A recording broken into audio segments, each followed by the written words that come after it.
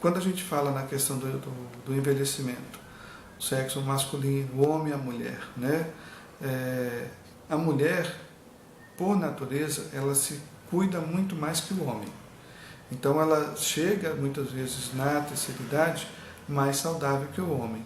Ela vai ao ginecologista, faz os seus exames preventivos, né, faz as suas mamografias, faz o seu cuidado médico com controle mais rigoroso. Já o homem, ele é mais machista, ele evita ir no urologista, por exemplo, para fazer os seus exames de rotina, o exame de próstata, que é o exame que tem que ser feito a cada 2 anos ou a cada ano, dependendo se há uma alteração ou não. Então, quando você está envelhecendo, homem e mulher, o processo, a velocidade do envelhecimento, não há muita diferença. Isso vai depender, claro, das patologias, das comorbidades que cada um tem. Às vezes nós temos o hipertenso, o diabético, que é bem controlado, que controla a sua doença, ele vai adquirir as complicações muito tardiamente. Se ele for, tanto homem quanto mulher, não tiver o cuidado necessário, as complicações elas vão vir. Não há uma diferença entre do sexo quanto à questão do processo do envelhecimento, de velocidade do envelhecimento. O que há, sim, são esses meios, são essas situações que podem interferir, mas vai depender do cuidado de cada um, como que cada um vai cuidar da sua doença, como que cada um vai tratar da sua doença e como que isso vai chegar na velhice, né? Então, assim, a questão de diferença entre homem e mulher está muito mais relacionado com a questão da presença ou não de comorbidades, de doenças. Quando a gente fala da questão da sexualidade no idoso, é como se fosse um tabu, né? Quando você vê uma senhora com um rapaz mais novo, a sociedade não fala nada.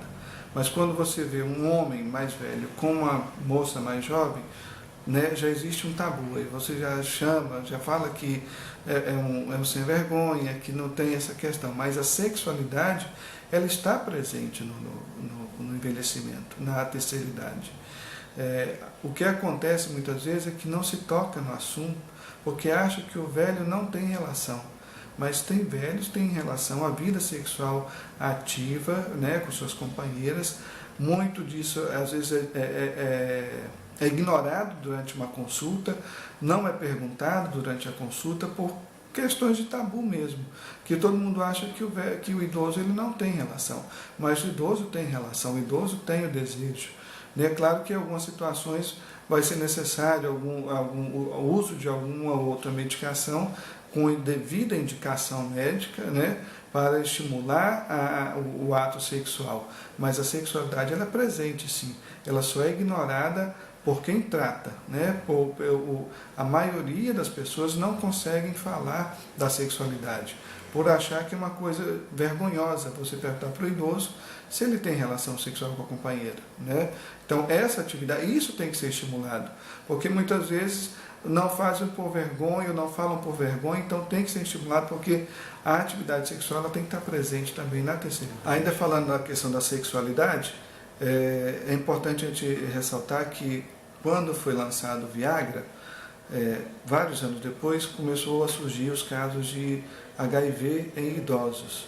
Porque o idoso ele começou a usar o medicamento, começou a ter a sua ereção e começou a sair de casa, mas sem preocupar com a devida precaução, né, de uso de preservativos.